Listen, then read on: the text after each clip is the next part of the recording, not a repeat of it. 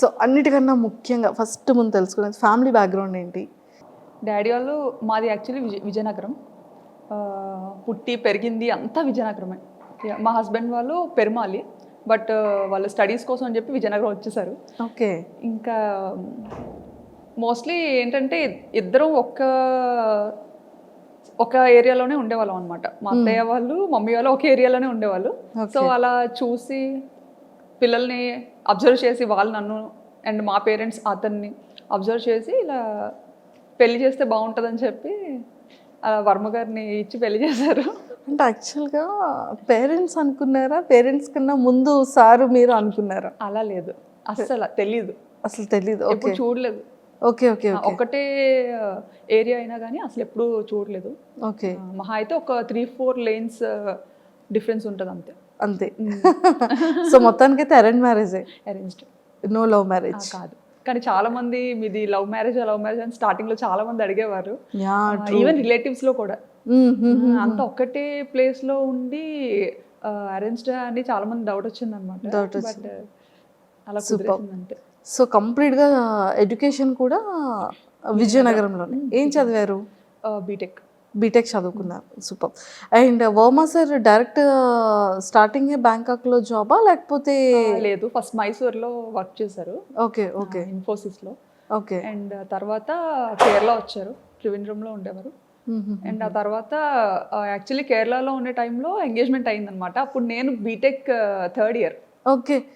ఓ BTech 3rd year లోనే మీకు engagement? అయ్యో, ఎడ్యుకేషన్ కంప్లీట్ అవ్వకముందే ఎంగేజ్మెంట్ అయిపోయింది. అంటే మమ్మీకి కొంచెం హెల్త్ ఇష్యూస్ ఉండడం వల్ల ఒంట్లో బాగోకపోవడం, సో వాళ్ళు ఏదో భయపడి మనం మంచిగా ఉండేటప్పుడే అమ్మాయికి పెళ్లి చేయాలి అని అప్పటి నుండి స్టార్ట్ చేశారనమాట. ఓకే. సో అలా మొదలైంది. సో మీ మ్యారేజ్ టైంకి సార్ ఎంగేజ్మెంట్ టైంకి కేరళలో ఉండేవారు అండ్ పెళ్ళి అయిన తర్వాత హైదరాబాద్కి షిఫ్ట్ అయ్యారనమాట. ఓకే. సో కొన్ని ఇయర్స్ మీరు హైదరాబాద్లో కూడా ఉన్నారు? 1.5 years ఉన్నాం హైదరాబాద్లో. 1.5 years? అయ్యో, మాకు ఈ బ్యాంకాక్ పిల్ల హైదరాబాద్లో ఉన్నప్పుడు తెలియలేదు. అవునా? లేదు, అప్పుడు అవ్వలేదు ఇంకా బ్యాంకాక్ పిల్ల. Okay okay okay. కానీ ఒక్కటి ఏంటంటే అండి, వీడియోస్ అన్ని నేను ఎక్కడి నుండి స్టార్ట్ చేయాలో కూడా తెలియట్లేదు. బ్యాంకాక్ వెళ్ళారు. సో బ్యాంకాక్ అనగానే ప్రతి ఒక్కళ్ళు ఎలా ఉంటుందంటే అది ఒక టూరిజం ప్లేస్ అనేది ఫస్ట్ థింగ్. బ్యాంకాక్ అనగానే అబ్బాయిలు ఆహా ఓహో మీరు బ్యాంకాక్ వెళ్తున్నారు అనే ఒక థాట్లోకి వెళ్ళిపోతారు. సో నిజంగా అక్కడ అమ్మాయిల్ని కూడా చాలా మంది టూర్స్ వెళ్ళే వాళ్ళు అండ్ కపుల్స్ వెళ్ళే వాళ్ళు కూడా చాలా రీల్స్ చేస్తూ ఉంటారు. అందరు అమ్మాయిలు లైన్లో ఉంటే వాళ్ళ హస్బెండ్కి ఐస్ క్లోజ్ చేసి తీసుకెళ్ళడం. అంటే ఈ కైండ్ ఆఫ్ అవేర్నెస్ అనేది ఇటు మన ఇండియా సైడ్ ఉంటుంది. బ్యాంకాక్ అనగానే ఒక థాట్. అంటే పీపుల్ ఎందుకు అలా తీసుకుంటారంటే అక్కడ ఏదైతే చూస్తారో అది మనకి ఇక్కడ ఇండియాలో కనిపించదు. ఫస్ట్ థింగ్, ఆ నైట్ లైఫ్ అనేది ఇండియాలో మనకి చాలా తక్కువ. అంటే మేబీ ఢిల్లీ అటు పక్క మనకి ఉండొచ్చేమో, ముంబై ఢిల్లీ అటు పక్క. బట్ ఇటుపక్క మన ఆంధ్ర తెలంగాణ సైడ్ అయితే నైట్ లైఫ్ అని అలాంటిది ఏది మనకి ఇక్కడ ఉండదు. బట్ అదేంటంటే ఇక్కడ నుండి వచ్చిన పీపుల్కి అక్కడ చాలా అది డిఫరెంట్గా అనిపిస్తుంది అనమాట. సో మన కల్చర్ వేరు, వాళ్ళ కల్చర్ వేరు కాబట్టి సో వీళ్ళు ఏదైనా కొంచెం డిఫరెంట్గా ట్రై చేయాలి అని పీపుల్ చూపించాలని రకరకాలుగా ఎక్స్ప్లోర్ చేస్తుంటారు. కానీ అక్కడ నిజంగానే ఫ్యామిలీస్కి కానీ ఫీమేల్స్కి కానీ రెస్పెక్ట్ ఎలా ఉంటుందండి అక్కడ? చాలా బాగుంటుందండి. కానీ అది మీ వీడియోస్ ద్వారా తెలిసింది మాకు కూడా. మరి అంటే యాక్చువల్లీ నాకు తెలిసిన కంట్రీ, నేను ఇండియా నుండి దాటి అడుగుపెట్టిన కంట్రీ ఒక్కటే కంట్రీ, అది కూడా థాయిలాండ్. సో నాకు తెలిసిన మట్టుగా ఇప్పటి వరకు చాలా రెస్పెక్ట్ చేస్తారు. మన ఇండియన్స్ని కూడా చాలా మంచిగా రెస్పెక్ట్ చేస్తారు. ఓకే. సో ఎన్ని ఇయర్స్ అవుతుంది మీరు బ్యాంకాక్ వెళ్ళి? ఆల్మోస్ట్ 9 to 10 years అయిపోతుంది. Oh my God, 9 to 10 years అయిపోతుంది. అసలు తెలియలేదు. 2016లో పాప పుట్టిన ఇయర్లోనే. Okay okay okay. పాప బేబీ అప్పుడు తీసుకెళ్లారు. సో మీరు ఈ వ్లాగ్స్ అనేది ఎలా వచ్చింది థాట్? నాకు ఎడిటింగ్ అంటే చాలా ఇష్టం. ఎడిటింగ్ చాలా ఇష్టం అనమాట. పిచ్చి పిచ్చిగా చేసేదాన్ని. బీటెక్ అయిపోయి అదే పెళ్ళైన వెంటనే ఒక ఫోన్ వచ్చింది చేతికి. అప్పటి వరకు మన చేతిలో ఫోన్ కూడా ఉండేది కాదు. ఇప్పుడు జనరేషన్తో మారిపోయింది అనుకోండి, అదే షాక్ అవుతుంటాం అనమాట. సో చేతికి ఫోన్ రాగానే అదే అలా ఏదో ఒకటి చేయడం.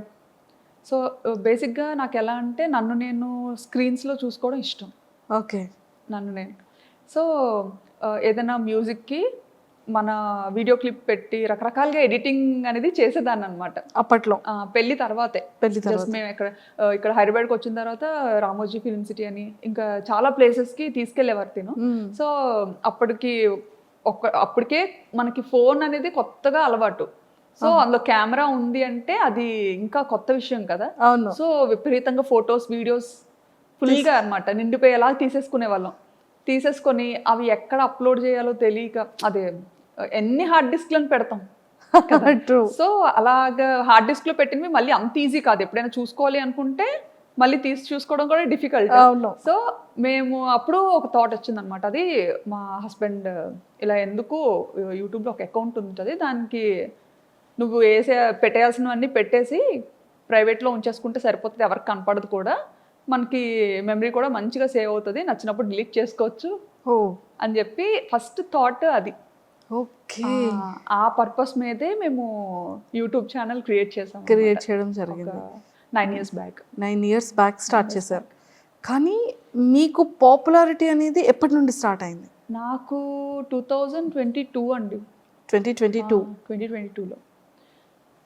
సో సడన్ గా అది బ్యాంకాక్ పిల్ల ఛానల్తో స్టార్ట్ అయింది. ఐ థింక్ ఫస్ట్ దీపావళి వీడియోనా? దీపావళి కాదు, అమ్మవారిది. ఫస్ట్ నేను అమ్మవారి వీడియో యా, ఏదో సమ్ డివోషనల్ వీడియోని ఫస్ట్ వీడియో. నాకు యాక్చువల్లీ అమ్మవారు అంటే చాలా ఇష్టం అనమాట, సెంటిమెంట్ కూడా. సో అంటే ఇది వరకు పెట్టిన ఛానల్స్ అన్నీ జస్ట్ నార్మల్ ఏదో మన ఈ మెమరీ ఇష్యూస్ కోసం పెట్టింది అనమాట. బట్ ఈ బ్యాంకాక్ పిల్ల అనేది రీసెంట్గా స్టార్ట్ చేశాను కదా 2022లో. సో అదేంటంటే కొంచెం మంచిగా ఎడిటింగ్ చెయ్యాలి, కొంచెం నలుగురు చూడాలి అంటే చూడాలి, వీడియోస్ని పబ్లిక్ చెయ్యాలి అన్న కాన్సెప్ట్తో చేశానమాట. సో అలా స్టార్ట్ చేసినప్పుడు ఖచ్చితంగా దేవుడితో స్టార్ట్ చేద్దాము డెవోషనల్గా అని చెప్పి అమ్మవారిని చూపించాను అనమాట. అక్కడ దసరా ఉత్సవాలు చాలా బాగా జరుగుతాయి. యా, దసరా. ట్రూ. అదే మీది ఫస్ట్ వీడియో నేను చూసాను. అంటే స్టార్టింగ్ మీది సెకండ్ థర్డ్ వీడియో నుంచి మీరు ట్రెండింగ్ స్టార్ట్ అయింది మీది. అవును. విత్ ఇన్ ఫ్యూ వీడియోస్లోనే మీరు జనాలకి వచ్చేసారు. అసలు దీన్ని ప్రీవియస్ ఏంటేంటి వీడియోస్ చేశారు అని చూస్తే ఫస్ట్ది ఐ థింక్ దీపావళి అనుకున్నా. అసలు మీకు బ్యాంకాక్ పిల్లగానే నేను తెలుసు, కానీ అంతకు ముందు నేను స్టైలిష్ తింగర్ బుచ్చి. ఓ, స్టైలిష్ తింగర్ బుచ్చి మీరేనా? నేనే. ఓకే, అది కూడా follow. Oh true true true, correct. So అది కరెక్ట్గా ఈ బ్యాంకాక్ పిల్ల కన్నా ముందు స్టార్ట్ చేశాను అనమాట, స్టైలిష్ తింగర్ బుచ్చి అని చేశాను. కానీ అది చాలా కష్టపడ్డా, దానికి చాలా ఖర్చు పెట్టించా మా హస్బెండ్తో. అయ్యయ్యో, చాలా ఖర్చు పెట్టించా. ఇంకా అది కూడా మా ఫ్రెండ్స్ అండ్ ఇంట్లో ఫ్యామిలీ మెంబర్స్ వాళ్ళు చెప్తేనే అది కూడా చేశారు. యుఎస్లో ఒక వదిన ఉంటారనమాట, వర్మగారు వాళ్ళ చిన్న సిస్టర్. సో ఆవిడ ఒకసారి వస్తూ రిపీట్గా చూస్తూ ఉంటారు కదా, మనం పెట్టిన వీడియోస్ ఏంటంటే అన్లిస్టెడ్లో పెట్టి జస్ట్ మనకి ఇష్టమైన వాళ్ళకి షేర్ చేస్తేనే వాళ్ళే చూడగలుగుతారు, ఇంకెవరు చూడలేరు. సో అలా షేర్ చేస్తున్న టైంలో వదిన ఇండియా వచ్చినప్పుడు శ్రావణి నీకు యూట్యూబ్ రెవెన్యూ జనరేట్ అవుతుందా అన్నట్టుగా అడిగారు అనమాట. ఓకే. అడిగితే రెవెన్యూ ఏంటి అని, మామూలుగా యూట్యూబ్ అనేది యుఎస్ బేస్డ్ కంపెనీ. సో ఇలా యూజువల్గా యూట్యూబ్ అందరూ ఇలా ఇందుకే కదా చేస్తారు, నీకు జనరేట్ అవ్వట్లేదా, నువ్వు మామూలుగా అలా ట్రై చేస్తున్నావేమో అనుకున్నాను అని అన్నారనమాట. అంటే ఏమో నాకు అంత ఐడియా లేదు. ఆయన ఎందుకు ఎప్పుడు ప్రైవేట్లో ఉంచుతావు వీడియోస్, ఎవరికి కనిపించకుండా పబ్లిక్ చేయొచ్చు కదా, బాగుంటాయి, ఎందుకంటే చాలా కష్టపడి ఎడిటింగ్ చేస్తుంటావు, సో పబ్లిక్ చెయ్యు, అందరూ చూస్తారు, బాగుంటుంది, నిజంగా ఇది ఒక మంచి ప్లాట్ఫామ్ డెవలప్ అవ్వడానికి అన్నట్టుగా చెప్పారనమాట. అప్పుడు అంత పట్టించుకోలేదు ఆవిడ చెప్పేటప్పుడు, కానీ ఆ తర్వాత ఆలోచించా అనమాట, వదిని ఇలా ఎందుకు చెప్పారు, పోనీ చూద్దాము అన్నట్టుగా. ఈయన కూడా అది సీరియస్గా తీసుకున్నారు అనమాట. ఓహో యూట్యూబ్లో ఎంత ఉంటుందా, ఓహో ఇలా పబ్లిక్ చేయొచ్చా, భయం ఉండదా అని. అప్పుడు అంటే చాలా రెస్ట్రిక్టెడ్గా ఉంటాం కదా, yes, yes. అత్తగారు మామగారు ఏమనుకుంటారు, మమ్మీ డాడీ ఏమనుకుంటారు. అవును. సో అలాంటి ఫ్యామిలీ నుండి వచ్చాను కాబట్టి కొంచెం ఆ ఇంటెన్షనల్ కూడా ఉంటుంది. సో వచ్చిన ఆవిడ చెప్పినా సరే అప్పుడు వెంటనే అంత సీరియస్గా తీసుకోలేదు. "ఓ, అవునా ఉంది అవునా ఉంది అని అన్నాను, కానీ మళ్ళీ ప్రైవేట్లోనే పెట్టేదాన్ని. ప్రైవేట్లో పెట్టా. చాలా కష్టపడి ఎడిట్ చేసిన సరే ప్రైవేట్లోనే పెట్టుకొని నాకు నేనే చూసుకొని ఈజీగా అంటే మనము వేరే కంట్రీలో ఉన్నప్పుడు స్టేటస్ ఎక్కువసేపు పెట్టలేము.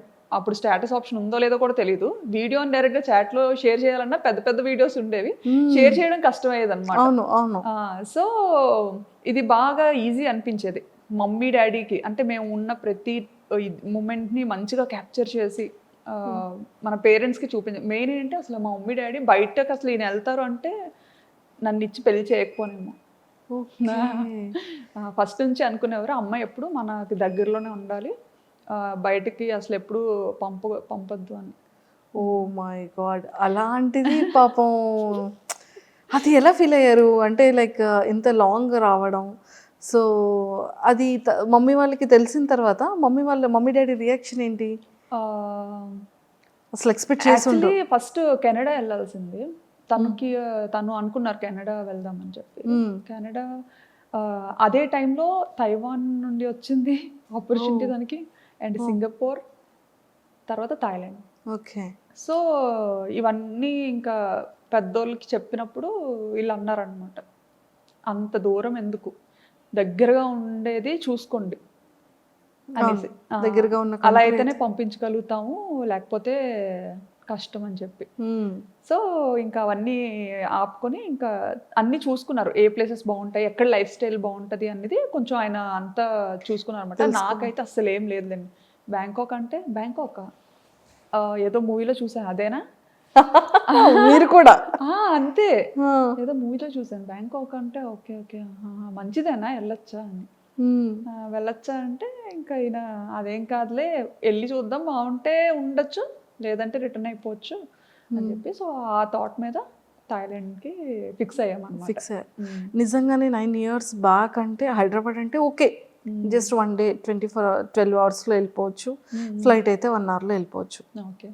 కానీ బ్యాంకాక్ అనగానే కొన్ని అవర్స్ జర్నీ ఉంటుంది, అండ్ ఫ్రీక్వెంట్గా రావడానికి అవ్వదు, ఎప్పుడు కావాలంటే అప్పుడు కాల్ చేయడానికి ఆ నెంబర్స్ వేరుంటాయి. సో అప్పటి వరకు పేరెంట్స్ దగ్గర ఉన్న శ్రావణి గారు సడన్గా అంత లాంగ్ అనగానే మీ రియాక్షన్ ఏంటి, పేరెంట్స్ రియాక్షన్ ఏంటి? నేను అనుకున్నాను యాక్చువల్లీ వెళ్తే ఉండగలనా లేదా అని, బట్ ఈయనకి ఏంటంటే అది ఒక డ్రీమ్ అనమాట, అబ్రాడ్ వెళ్ళాలని ఒక డ్రీమ్. సో ఆపర్చునిటీ వచ్చింది, మన వల్ల ఎందుకు అది పోవాలి, సో తను ఇష్టపడుతున్నారు కదా పోనీ ట్రై చేద్దాం, డాడీ వాళ్ళకి నెమ్మదిగా చెప్పచ్చు అనేసి ఇంకా మమ్మీ డాడీతో మాట్లాడి చూస్తాం డాడీ, అదే అక్కడేం పర్మనెంట్ కాదు, జస్ట్ వర్క్ మీద వెళ్తున్నాము, మనకు నచ్చితే ఉంటాము లేదంటే మళ్ళీ మన ఊరికే వచ్చేస్తాము అన్నట్టుగా చెప్పామన్నమాట. ఓకే. ఇప్పటికైనా అంతేలేండి, ఎప్పటికైనా ఇక్కడికే వచ్చేయాలని, అవును అవును, ఇండియాలోనే సెటిల్ అవ్వాలని. సూపర్. సో అలా ఒప్పించి పేరెంట్స్ని వెళ్ళాం. అలా వెళ్ళడం జరిగింది. సో అక్కడికి వెళ్ళిన తర్వాత మీరు కన్సీవ్ అయ్యారా? లేదండి, ఇక్కడ హైదరాబాద్ పుట్టిన తర్వాత ఆ ఆపర్చునిటీ వచ్చింది దీనికి. పాప 5th monthలో తెలిసింది, పాప 8th monthలో ఈయన ఫస్ట్ వెళ్ళిపోయారనమాట. ఓకే. నేను ఫస్ట్ వెళ్ళి అన్నీ మంచిగా సెట్ చేసి అంతా చూసుకొని అప్పుడు మీకు చెప్తాను, ఈలోపు వీసా పనులు కూడా అవుతుంటాయి కదా, అది చేసుకొని మీరు స్టార్ట్ అవ్వండి అని చెప్పి ఈయన ఫస్ట్ వెళ్ళిపోయారు ఒక ముందు. అక్టోబర్లో వెళ్ళిపోయారు. అక్టోబర్. నేను కరెక్ట్గా పాపకి 9 months అనుకుంటాను, నవంబర్లో నేను వెళ్ళాను అనమాట. నేను ఒక్కదాని పాపతో. ఆయన ఏంటంటే వెళ్ళిన తర్వాత మళ్ళీ రిటర్న్ అవ్వకూడదు అంత వేగంగా. సో నేను ఒక్క పాప 9 months బేబీని తీసుకొని ఫస్ట్ టైము అసలు ఏం ప్యాక్ చేసుకోవాలో తెలీదు, ఎలా ప్యాక్ చేసుకోవాలో తెలీదు, అంత లగేజ్, చిన్నపిల్లతో కదా, సో ఏం క్యారీ చేయాలో అసలు ఎయిర్పోర్ట్లో చాలా రెస్ట్రిక్షన్స్ ఉంటాయి. ట్రూ. అసలు అప్పట్లో అయితే ఎయిర్పోర్ట్లో చెక్కింగ్స్ ఉండేవి, అమ్మో టూ మచ్ అసలు. నేనేంటంటే అసలు అంటే ఆయన కూడా వెళ్ళి 1 month అయింది కదా, సో అక్కడ అన్ని రకాలు దొరుకుతాయా దొరకదా అది అసలు ఏమి ఐడియా లేదనమాట తనకు కూడా. ఇప్పుడంటే చాలా ఆప్షన్స్ వచ్చాయి కానీ అప్పుడంటే ఇండియన్ గ్రాసరీస్ తెచ్చుకోవడానికి కూడా చాలా లాంగ్ వెళ్ళాలి. అది కూడా చాలా తర్వాత తెలిసింది మాకు. ఓకే. మ్మ్. కానీ నిజంగా అది ఎలా ఎలా వెళ్ళగలిగారు ఆ, అది పాపతోనా పాపతో? పాపతో అలాగే అప్పట్లో డైరెక్ట్ ఫ్లైట్ లేదు, డైరెక్ట్ కనెక్టింగ్. ఓకే. మనం వయా కోల్కతా అయినా లేకపోతే ఆ, ముంబై, ఆ, చెన్నై ఓకే. ఇలా అన్నమాట కనెక్టింగ్. ఓకే. సో అలా ఫస్ట్ టైం పాపని తీసుకొని కనెక్టింగ్ ఫ్లైట్ తీసుకొని వెళ్ళాను. ఓ మై గాడ్, అసలు చాలా గ్రేట్, బ్యాంకాక్. Greatest thing. అసలు ఎలా అంటే చుక్కలు చూసా అనమాట ఆ ఫస్ట్ ప్రయాణంలో. పాపని హోల్డ్ చేయాలి, హ్యాండ్ లగేజ్ పట్టుకోవాలి. సో అంతవరకు ఏంటి, మనం ఇండియాలో ఉండేటప్పుడు మనం అంత పట్టుకొని తిరిగేది ఎప్పుడు ఉండదు బయట యూజువల్గా. ఎందుకంటే మన పక్కన పేరెంట్స్ ఉంటారు, ఒకరు కాకపోతే ఒకరైనా కాసేపు ఎత్తుకోవడం అన్నీ అనమాట. అప్పటి వరకు ఉయ్యాల్లో ఉండే పాపని ఎత్తుకొని తీసుకెళ్ళి, అంటే అది చాలా మంచిగా చబ్బీగా ఉండేదన్నమాట. నేను చూస్తే ఎలా ఉండేదని అంటే ఉప్పు అంటే ఎగిరిపోయేలా ఉండేదన్న. అయ్యో, ఇప్పుడంటే కొంచెం బండ్ అయ్యాను, ఏం అవ్వలేదండి బాబు. అలా ఉండేదాన్ని అనమాట. సో హ్యాండిల్ చేయలేకపోయేదాన్ని. ఇంకా పాప ఎయిర్పోర్ట్కి రాగానే ఎయిర్పోర్ట్కి రాగానే ఈయన యాక్చువల్లీ ఎగ్జిట్ గేట్ దగ్గర ఉంటానని చెప్పారనమాట. నేను అంటే అక్కడ ఎయిర్పోర్ట్స్లో ఏంటంటే మనకి ఇక్కడ ఇండియాలో బయటే ఉండాలి, బట్ అక్కడ థాయిలాండ్ ఏంటంటే కొంచెం లోపల వరకు రావచ్చు, కొంచెం వరకు రావచ్చు. సో నేను పాపను పట్టుకొని ఇంకా అలాగే వణుకుతూ వణుకుతూ లగేజ్లన్నీ తీసుకొని మోసుకొని కూర్చోబెట్టి తీసుకెళ్తున్నాను అనమాట. తీసుకెళ్తుంటే ఈయన అక్కడ వెయిట్ చేస్తున్నారనమాట. అంత క్రౌడ్లో నన్ను మిస్ అయ్యారు. ఆయన నన్ను చూడడం మిస్ అయ్యారు, నేను ఆయన్ని చూడలేదు. అంటే అసలు ఆయన ఎగ్జిట్లో ఉంటారని ఓకే, బట్ అందరితో పాటే నేను వెళ్ళిపోతున్నాను అనమాట. సో నన్ను అక్కడ మిస్ అయ్యారు తను. నేను ఏంటంటే ఆయన లోపల ఉండిపోయి నేను బయటకు వెళ్ళిపోయాను. అయ్యయ్యో, ఎయిర్పోర్ట్ బయటకు వెళ్ళిపోయాను. ఇంకా బయటకు వెళ్ళి చూసేసరికి కనిపించలేదు తను. కనిపించకపోయేసరికి అమ్మో కంట్రీ కాని కంట్రీ, అసలు ఎలా ఉండాలి ఏంటి, ఇప్పుడు ఎవరిని అడగాలి నేను, నాకు కనిపించట్లేదు. బయటకు వచ్చినా కానీ చాలాసేపు వెతికానండి, ఎక్కడా కనిపించలేదు. కాంటాక్ట్ చేయడానికి మన సిమ్ కార్డ్ వర్క్ చేయదు. నాకు వైఫై కనెక్ట్ చేసుకోవడం థాయిలో ఏదో వచ్చింది అనమాట సంథింగ్ అక్కడ. నేను ఆ టెన్షన్లో లాంగ్వేజ్ సెలెక్ట్ చేసుకోవడం కూడా కన్ఫ్యూజ్ అయ్యి థాయి నొక్కేసాను అనమాట. థాయి సెలెక్ట్ చేసేసాను. సో అలా సెలెక్ట్ చేయడం అంటే మొత్తం థాయిలో వచ్చింది, అదేమో అర్థమై సావదు. ఇంకా ఎవరికి చెప్పుకోను ఏంటి, అక్కడ మళ్ళీ బయటకు వచ్చిన తర్వాత సెక్యూరిటీకి అడుగుతుంటే అక్కడ ఇంగ్లీష్ చాలా తక్కువ అనమాట. సో అతనికి అర్థం కావట్లేదు నేను ఏం అడుగుతున్నానని. ఇంకా కళ్ళంటే నీరు తిరిగేసి చంటి పిల్లతో అలాగా ట్రాలీ పట్టుకొని అటు ఇటు చూసుకుంటా. పాపం సార్ ఏం చేస్తున్నారు, ఇంకా లోపల పోయి మీరు వస్తారు అని చూస్తున్నారు. ఇంకా లోపలే ఉన్నారు ఆయన. ఇంకా అందరూ వచ్చేసారు, వీళ్ళేంటి ఎక్కడ రాలేదు, ఏ ఇమిగ్రేషన్ లో చిక్కు పడిపోయారో అనుకున్నారు. అయ్యయ్యో, అసలే కొంచెం రెస్ట్రిక్షన్స్ ఎక్కువ కదా. అసలే పప్పులు ఉప్పులు వద్దన్నా సరే మోసుకొని వస్తుంది. ఈవెన్ పప్పులు ఉప్పులు కూడా చాలా డీటెయిల్డ్ గా చెక్ చేసేవారండి, ప్రతిదీ ఓపెన్ చేసి చూసేవారు అనమాట. ఇంకా అంటే చిన్నపిల్లలకి ఉండాలి కదా మన వైపు, బాగా ఇడ్లీ అలవాటు చేస్తాం 8 మంత్ నుండి కదా.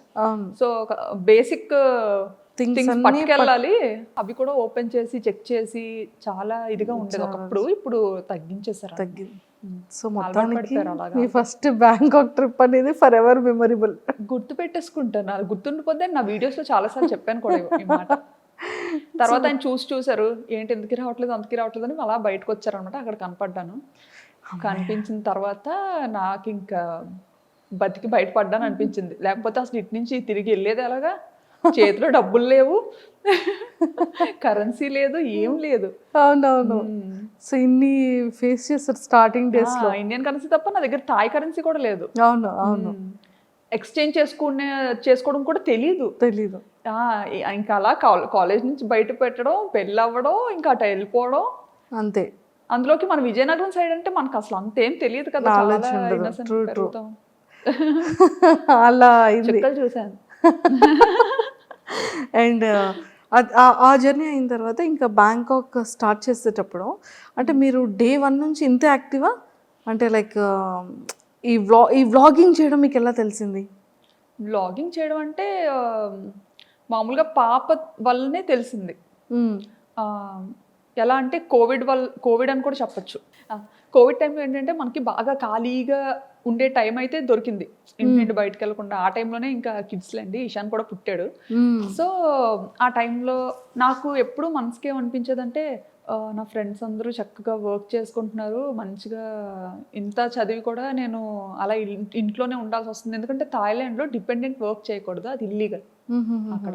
అలా అని చేస్తే ఆపర్చునిటీస్ ఉంటాయి, దొరుకుతాయి చేయాలంటే, బట్ అలా చేసి దొరికేమంటే అది చాలా పెద్ద ఇష్యూ అవుతుంది అనమాట. కానీ చేయాలని ఉండేది, బట్ లీగల్గా ఉండాలి. సో అదొకటి బాగా ఎప్పుడు మనసులో అనిపించేది, ఆయనే వర్క్ చేస్తున్నారు నేను కూడా చేస్తే ఎంత బాగున్నా అని చెప్పి ఏదో ఒకటి చెయ్యాలి.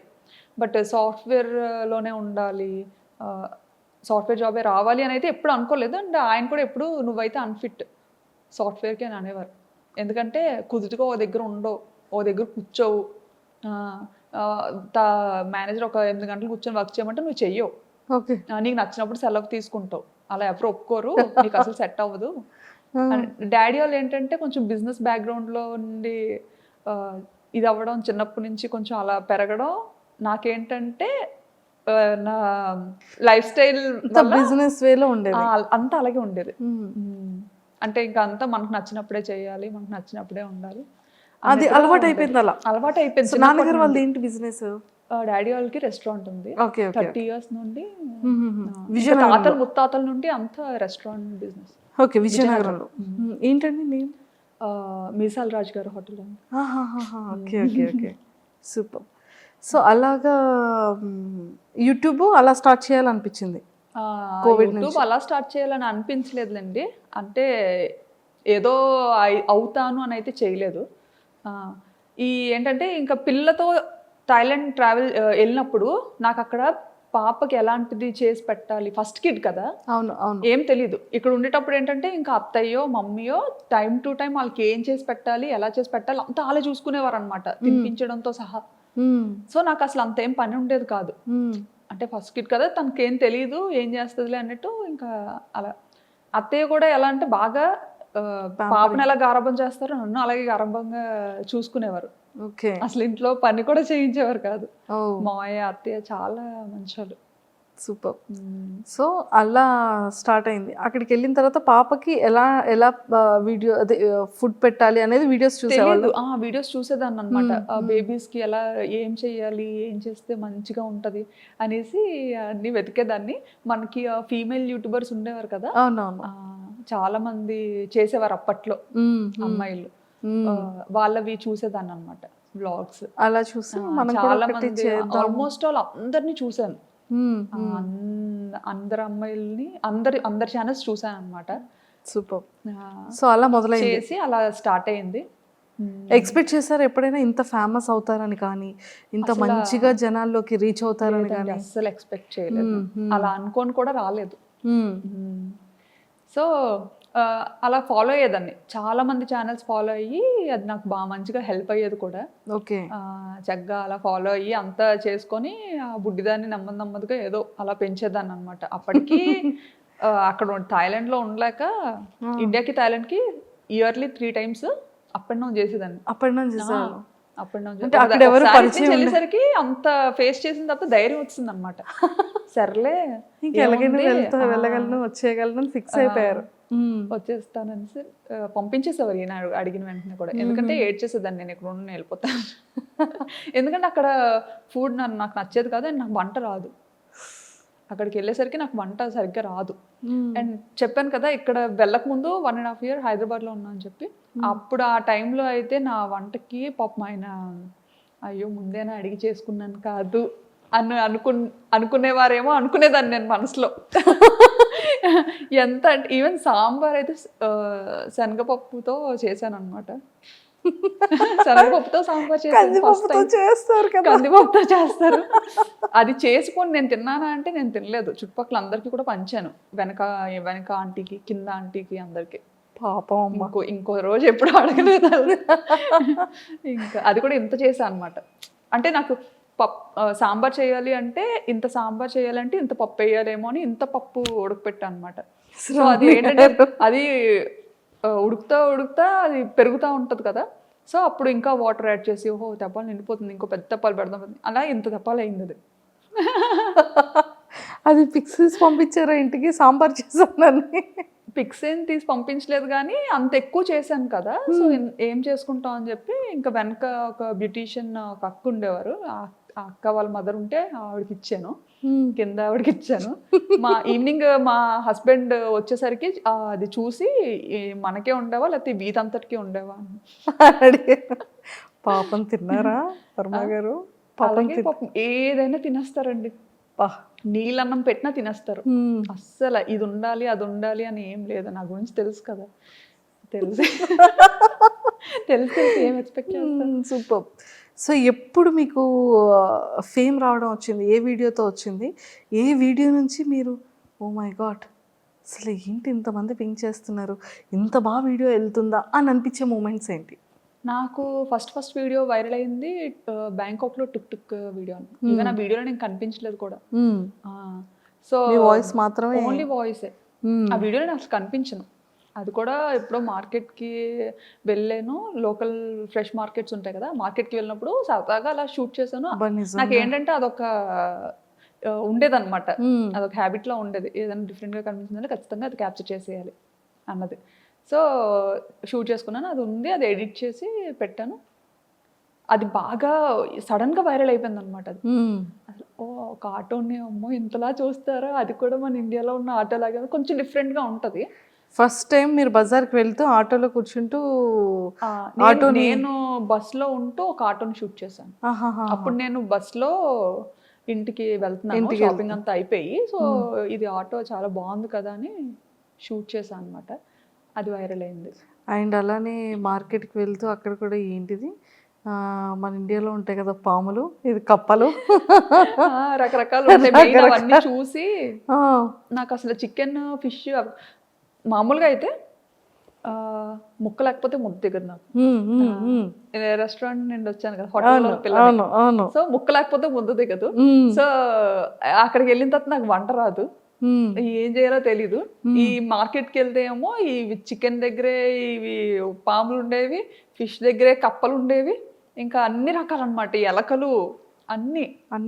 సో అవన్నీ చూసిన తర్వాత ఇవి కూడా తినబుద్ధి వేసేది కదా అసలు. చచ్చిపోతానేమో, అమ్మో రెండు కలిపి ఉన్నా, రెండు ఒక దగ్గర కొడతారేమో అని భయం వేసేది చాలా. ఓకే. సో అలా మరి వంట ఎప్పటి నుంచి నేర్చుకోవడం స్టార్ట్ చేశారు?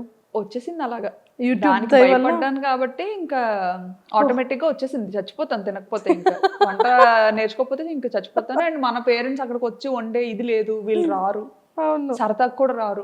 ఎప్పుడైనా వచ్చినా సరే ఎంత బేగా పారిపోద్దామా అని చూస్తారనమాట. వాళ్ళకి పాపం అక్కడ అలవాటు అయిపోయింది కదా, ఇండియా అలవాటు ఇయర్స్ గా. సో టెంపుల్స్ అంటారు అనమాట. వచ్చినా సరే అన్ని టెంపుల్. యాక్చువల్లీ మన ఇండియాలో ప్రతి మంత్ కు ఒక ఇది ఉంటుంది, శ్రావణ మాసం, కార్తీక మాసం. అవును, బాగా చేస్తారు. అందులోకి మా మమ్మీ వారాలు ఎక్కువ చేస్తారు, నన్ను చేయమంటారు, నేను చేయను. నేను 365 రోజులు తినేస్తాను. ఎప్పుడైనా నేను తినకూడదు అనుకుంటే మానేస్తాను, అంతే. రూల్, మన రూల్. అది పెళ్ళైన తర్వాతే అలాగా, పెళ్ళైన తర్వాత అలా స్టార్ట్ అయింది. మా మమ్మీ మామూలుగా తిన్నించేవారు కాదు, ఇక్కడ యూజువల్గా తినకూడదు కదా, తినరు కొన్ని డేస్, సో ఆ టైంలో తిన్నించేవారు కాదు. కానీ పెళ్ళైన తర్వాత మాత్రం బ్రేక్ చేశారు అత్తయ్య అన్ని అన్నమాట. మా మమ్మీ ఇంకా చాలా రెస్ట్రిక్టెడ్ గా ఉండేవారు చాలా విషయాల్లో. మా అత్తగారు మాత్రం అన్ని, మమ్మీకి చెప్పదులే అమ్మా, ఇలా ఇలా ఉండు, ఏం కాదులే, మమ్మీ అడిగితే లేదు బాగానే ఉందని చెప్తాను అని బాగా నాకు సపోర్టివ్ గా ఉండేవారు. Super super, excellent. So YouTube నుంచి ఫేమ్ అయిన తర్వాత మీరు సడన్గా విజయనగరం వచ్చేటప్పుడు కానివ్వచ్చు, హైదరాబాద్లో దిగేటప్పుడు కానీ ఫస్ట్ మిమ్మల్ని గుర్తుపట్టడం ఎలా మొదలైంది? ఫేమ్ వచ్చిన తర్వాత అంటే ఫస్ట్ ఎయిర్పోర్ట్లో దిగినా కూడా నాకు తెలియదు. హైదరాబాద్లో అనుకుంటాను, హైదరాబాద్లోనే బాగానే అసలు చాలా గుర్తుపట్టారు బాగా. ఎలా అంటే చూసిన 10 మందిలో ఒక 8 మంది ఖచ్చితంగా గుర్తుపట్టారు అనమాట. ఇంకా పిల్లలు అయితే అడగక్కర్లేదు, పిల్లలు ఆల్మోస్ట్ ఆల్ అందరూ గుర్తుపట్టేవారు. ఎక్కువ పిల్లలే చూస్తారంట నా వీడియోస్. నేనేంటంటే యాక్చువల్లీ పెద్దోళ్ళ కోసం స్టార్ట్ చేశాను ఇది. ఎలా అంటే ఒక 40+ 50+ ఉన్న ఏజ్ గ్రూప్స్ ఉంటారు కదా, వాళ్ళ గురించి స్టార్ట్ చేశాను అనమాట. ఎలా నాకేంటంటే నాకు కొంచెం అమ్మమ్మలతోని, నాన్నమ్మలతోని, వాళ్ళతోని కనెక్షన్ ఎక్కువ. చిన్నప్పటి నుంచి కూడా తమ్ముడు మమ్మీ వాళ్ళ దగ్గర ఉంటే నేను నాన్నమ్మ దగ్గర పెరిగాను. మన ఏరియా సైడ్ కొంచెం అటు సైడ్ కొంచెం అలానే అలా ఉంటది కదా, సో నేను ఎక్కువ నాన్నమ్మతో. అలాగా నాకు అమ్మమ్మ నాన్నమ్మ అంటే చాలా పిచ్చి ప్రేమ, వాళ్ళ మాటలు, వాళ్ళ దగ్గర ఉండడం నాకు అది బాగా అలవాటు. సో మన యాస అనేది మనకి బాగా అలా కనెక్ట్ అయింది నాకు బాగా. సో మీరు ఎప్పుడైనా అనుకున్నారా అంటే స్లాంగ్ ఎలా ఉంటుందో, బయటికి ఎలా రిసీవ్ చేసుకుంటారో? అలా స్టైలిష్ తింగర్ బుచ్చి అని చెప్పాను కదా, అందులో మాత్రం ఇంకా నటించి జీవించి పడేసేదాన్ని అనమాట. అంటే నేనంటే నేను కాదన్నట్టు. అంటే ఎలా అంటే, హలో హాయ్ బాగున్నారా, ఎవరో నేనెవరు స్టైలిష్ తింగర్ బుచ్చి అని, ఎలా ఉన్నారు మీరు అంటే మనం తెలియని ఎవరైనా మనకు కొత్తగా పరిచయం అయ్యారు అనుకోండి, ఇప్పుడు మనం డైరెక్ట్గా యాస మాట్లాడలేము వాళ్ళతో. ఎందుకంటే తెలంగాణ వాళ్ళకి ఆంధ్ర అర్థం కాకపోవచ్చు, ఆంధ్ర పీపుల్కి తెలంగాణ యాస అర్థం కాకపోవచ్చు కొన్ని వర్డ్స్ కానీ ఏదైనా. సో వెరీ బేసిక్ యాక్సెంట్ ఉంటుంది కదా, దాంతో స్లాంగ్తో మాట్లాడారు. ఆ ఛానల్లో అలా మాట్లాడాను అనమాట. అలా అంత ఓవర్ యాక్షన్ చేయబట్టి ఆ ఛానల్ క్లిక్ అవ్వలేదేమో అనిపించింది. సో బ్యాంకాక్ పిల్లకి వచ్చేసరికి ఈ ఛానల్తో చాలా కష్టపడ్డాను. యాక్చువల్లీ స్టైలిష్ థింగర్ బుచ్చితో చాలా కష్టపడ్డాను అనమాట. ఎందుకంటే ఆ వీడియోస్ పెట్టేవి పబ్లిక్ చేసేదాన్ని, పబ్లిక్ లో పెట్టేదాన్ని అనమాట. అప్పుడు అయ్యో ఎవరు చూడట్లేదు, పబ్లిక్ లో పెట్టినా వదినేమో అందరు చూస్తారని చెప్పారు. కానీ ఎవరు చూడట్లేదు. కానీ ఎడిటింగ్కి దానికి చాలా యూజువల్గా మనం చేసే అంతకు ముందు అన్నీ ఏంటంటే మ్యూజిక్తో చేసేదాన్ని కదా, సో ఇదేంటంటే మ్యూజిక్ లేకుండా చేసేదాన్ని అనమాట. అంటే మ్యూజిక్తో అయితే కాపీరైట్స్ వచ్చేవి, మానిటైజేషన్ అవ్వదని చెప్పి చేసేదాన్ని. సో అంత చాలా కష్టపడ్డాను దానికి, అది క్లిక్ అవ్వలేదు, ఇంకా ఆపేసాను అనమాట. ఆపేసి బ్యాంకాక్ పిల్ల ఆపేసి అప్పుడు ఏంటంటే బాబుకి దెబ్బ తగిలింది మా ఇషాన్కి. వాడేంటంటే నేను పాపని రెడీ చేస్తున్న టైంలో సోఫాలో కూర్చొని పాపకి జడేస్తున్న టైంలో చాలా చిన్నగా ఉండేవాడు అనమాట. కోవిడ్ టైము, కోవిడ్ వల్ల తగిలేసిందని అనుకోవచ్చు. ఇంకా ఎలా అంటే మామూలుగా పిల్లలతో ఉండేటప్పుడు మాకు అలవాటు ఏంటంటే ఇంటి పట్టున ఉండడం అలవాట్లేదు. నా దగ్గర నాకు ఒక అంతటా కాలు ఆడవు, ఓ దగ్గర కూర్చోవడం అంటే నా పని కాదు. సో పిల్లలతో పాటే ఎప్పుడు ప్లే గ్రౌండ్లో ఉండేవాళ్ళం. మా కమ్యూనిటీలో ఒక ప్రైవేట్ ప్లే ఏరియా ఉండేది. సో 24 గంటలు అక్కడే ఉండేవాళ్ళం అనమాట. ఓన్లీ తినడానికి, పడుకోవడానికి ఇంటికి వచ్చేవాళ్ళం. సో అక్కడే ఉండేవాళ్ళం, చాలా బాగుండేది. అలా ఆడించుకోండి. బాబుకి ఆట అలవాటు అయిపోయింది బాగా. పాప ఏంటంటే